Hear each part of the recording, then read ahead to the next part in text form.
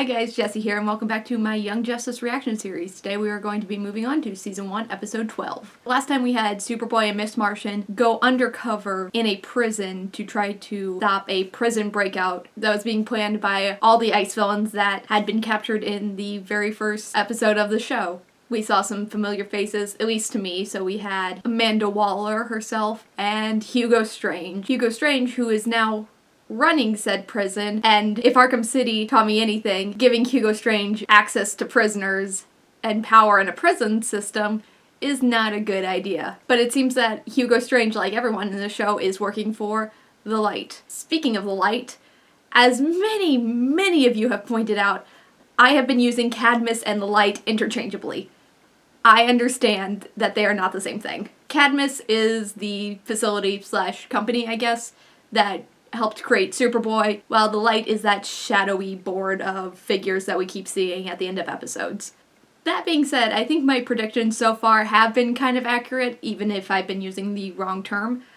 I still stand behind the fact that I'm pretty sure Lex Luthor is behind Cadmus, because Cadmus is the facility that, created Superboy, and I've said it before, but genetically altering a clone of Superman seems like some Lex Luthor bullshit to me.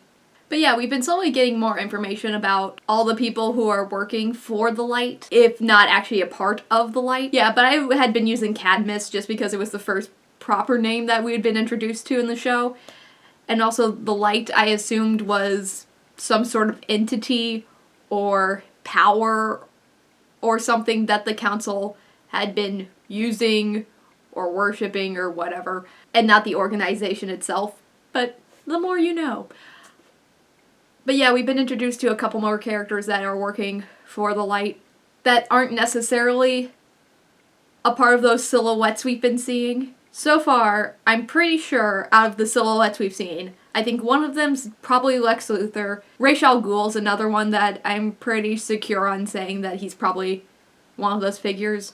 And also I can't remember his name, but that little demon boy we saw in the Dr. Fate episode, I think might be one of those people, just because there's one specific silhouette that I thought was like a demon at first because it looked like it had horns, but it's also eerily similar to his weird spiky hair.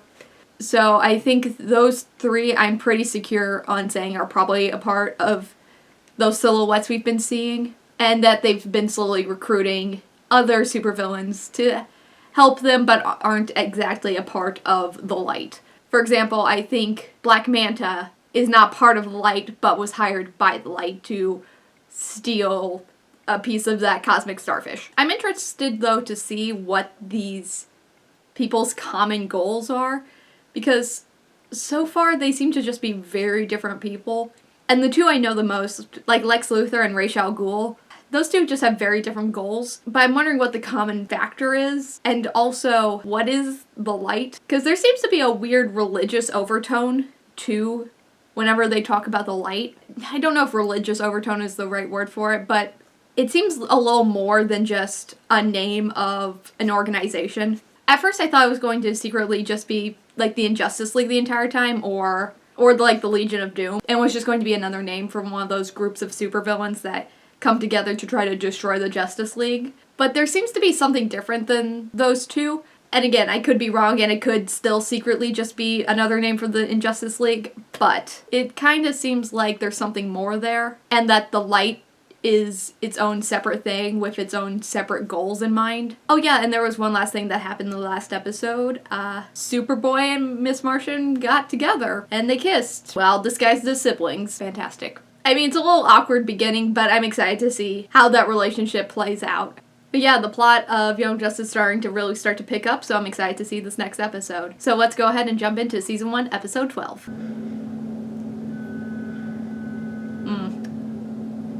Alice in Wonderland. Please don't go. Sorry, sis. Mom's not getting out of prison anytime soon. And I refuse to live in this house with just Dad. Dad and you and me.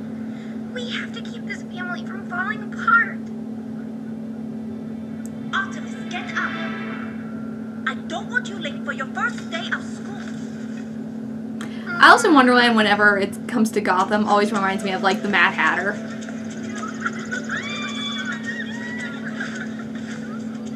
Artemis, I'm Bet, your new student liaison. Welcome to Gotham Academy. Thanks, I'm Artemis. But you knew that. We'll laugh about this someday. Who's that?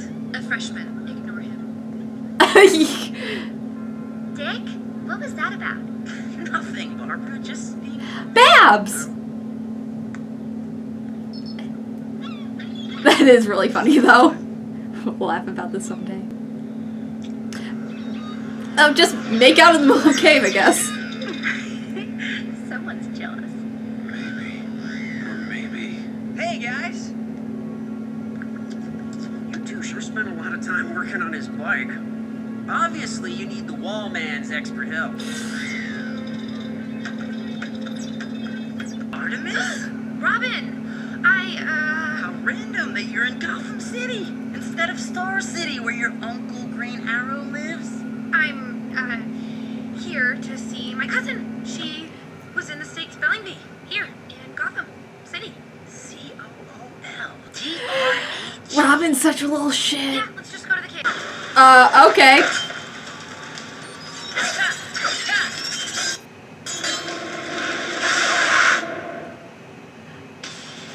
Okay.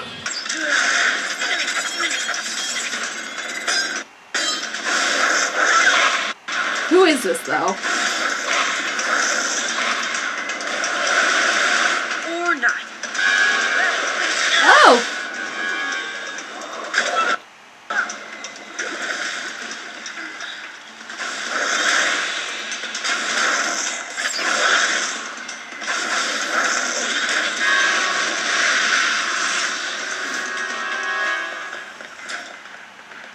Robin the team, come in. Aqualad.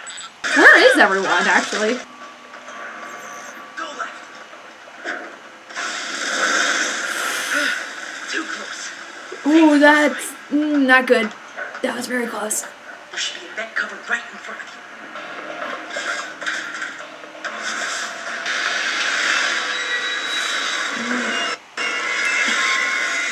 That's intimidating. Who is she? I'm just wondering why they're trying to hide who this is. I know that other access tunnel is here somewhere. You mean this one?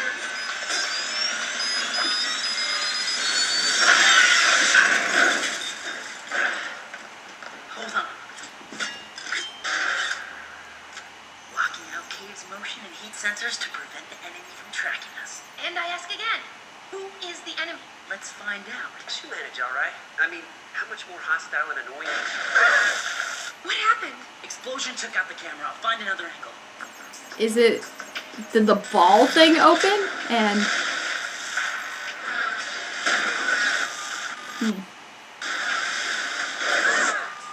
That's it.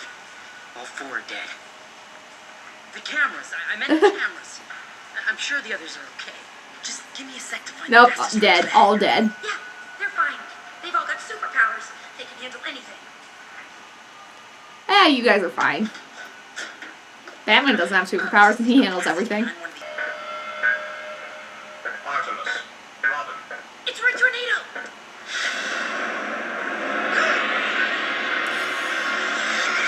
Oh. Yes on the red, no on the tornado.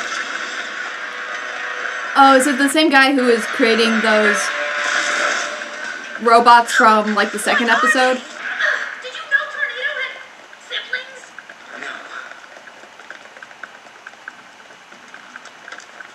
So now what? Red Tornado is one of the powerhouses of the League. How are we supposed to take down two of him? They do seem pretty user-unfriendly. Don't joke. They... attention Robin, attention Artemis. You have exactly 10 minutes to surrender, or the lives of your teammates will be extinguished.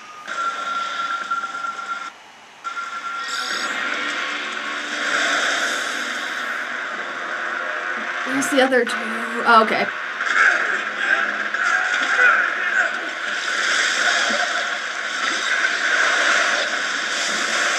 Oh no.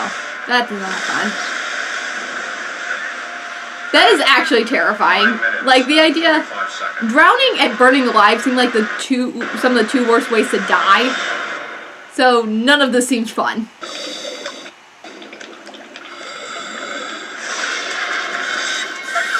Oh, that's... terrifying. Though I do like seeing how confident Robin is in this. We haven't seen him really do a lot in the last couple episodes. Hey guys! You guys okay? Forget us! Help again! Aqualad! Is she? She is unconscious. I fear we cannot survive much longer.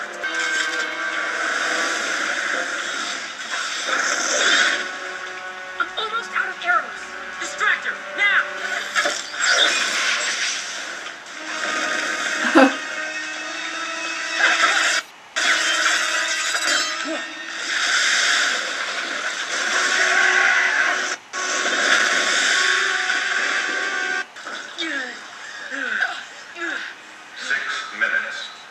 What do we do now? We saved them. That's how it works. Maybe that's how it's supposed to work, but those robots already took out our 4 super-powered friends. You seem distraught. Distraught? McGann is dying! We have no powers, and I'm down to my last arrow. Of course I'm distraught! We'll get trot or get dead. How can you be so calm? Practice. Been doing this since I was 9. What good is that now? What chance Man, do we have against unrelated... the idea, the fact that Robin's been doing this since he was 9. They're machines. Like, you know how tiny a 9-year-old actually is? Utility belt? Because... Okay, they put the distraction. Hey, Red Tomato! Who's your girlfriend? Red Onion? Yeah, and by the way, worst death trap ever. We can escape anytime we want. I can vibrate my molecules out of here before your binary brains can count to 2. Cover me. And you can't drown a Kryptonian, dumbwads. We don't breathe air. I legitimately thought he was gonna call him a dumbass for a second. Flying her ass. A piece of metal.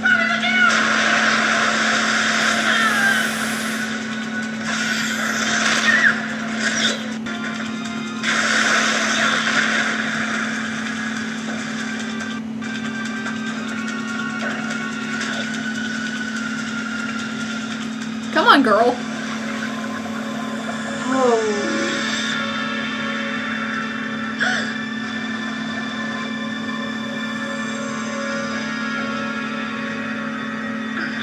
Yeah, this sucks, but get your shit together, girl. I know you understand. We have to keep this family from falling apart. Oh, I did not put those two things together. Toothbrush, duh. Knew I was forgetting something.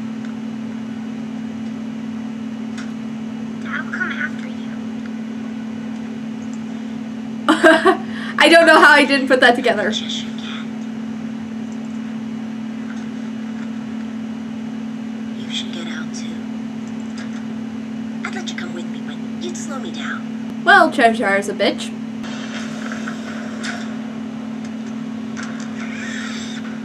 I surrender. Stop the clock.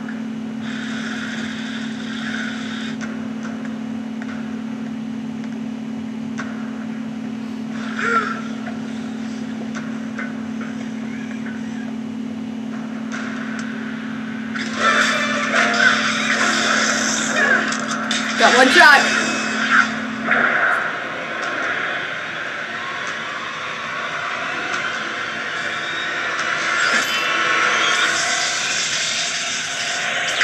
Hell of a shot. What has occurred? A little visit from your family. Your extremely nasty family. I was not aware I had relations.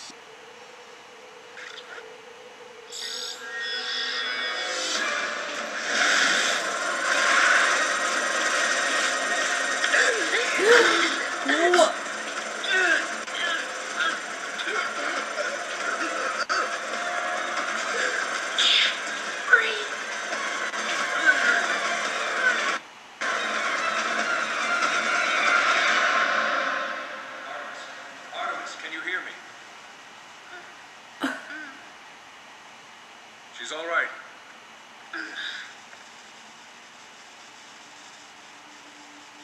What the fuck happened? What happened here?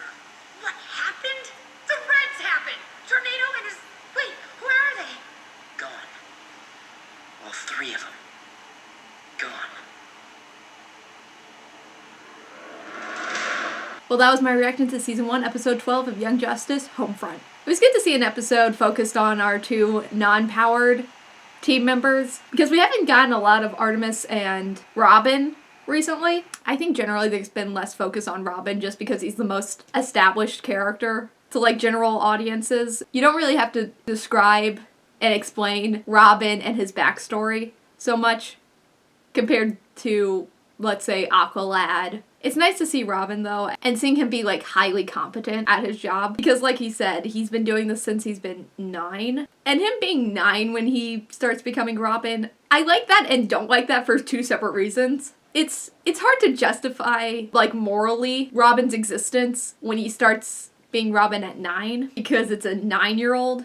Like, the idea of a 9-year-old going out and fighting crime in Gotham with, like, supervillains, it's kind of fucked up.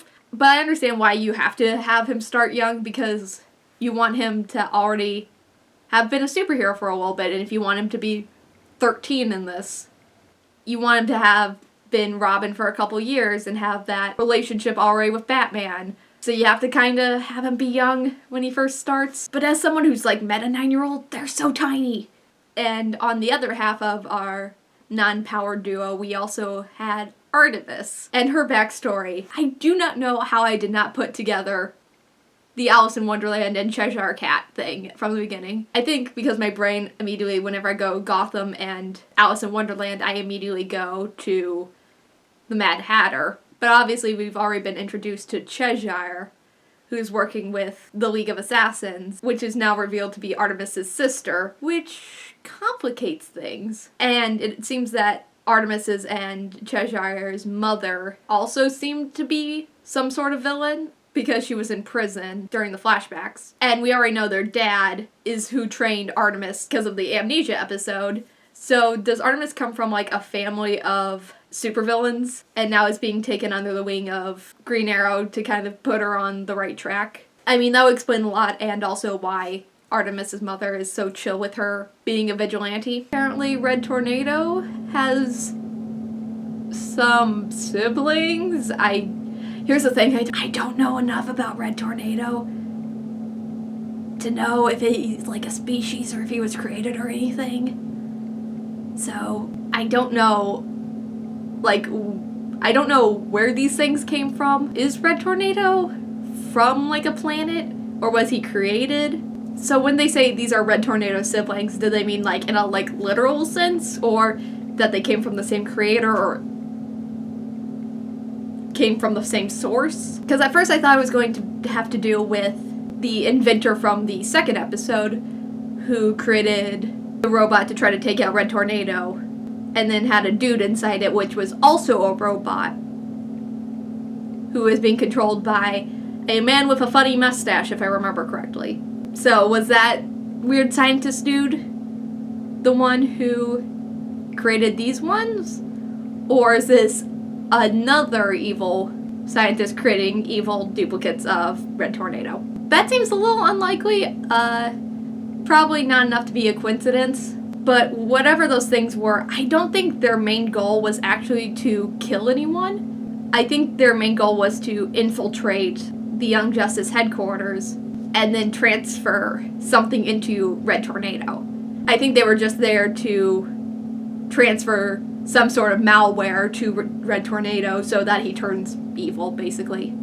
Because obviously their goal wasn't to kill anyone, because Red Tornado basically took everyone out. The other two tornadoes woke up and just left. Because they, if they really wanted to, could have just killed everyone because they were knocked unconscious. And also, we keep focusing on that weird ball thing we found in the desert. And it looks like it opens to me. At least personally, I feel like it looks like an armadillo when it's rolled up. So part of me thinks it can open and that there's something inside of it. Because no one's explained what that thing is. It's definitely sentient, but it seems to act more like a dog than like a person. So I'm just waiting for that thing to turn on them, or open up to reveal some sort of alien inside. Because if the show wanted to give the crew a pet, I feel like they would do something rather than just a sphere. So there has to be something more to that. And clearly the light wanted it for some reason, so it's clearly powerful or dangerous in some way. So just having it lying about and treating it like a dog seems like a bad idea. But yeah, since Red Tornado seems to have gone rogue, turned evil, or is now being mind controlled, I have a feeling that the actual Justice League is now getting involved. Because as much as they always say that the Young Justice should deal with their own problems, this seems like more than just a Young Justice matter now. So we'll see what happens next and how the light is probably involved somehow. But until then, this has been my reaction to Season 1, Episode 12 of Young Justice, Homefront. Thank you so much for watching, and if you like these reactions, don't forget to like, subscribe, and leave a comment. It really helps out the channel, and keeps me motivated to actually make more of these. Again, thank you so much for watching, and see you next time. Bye.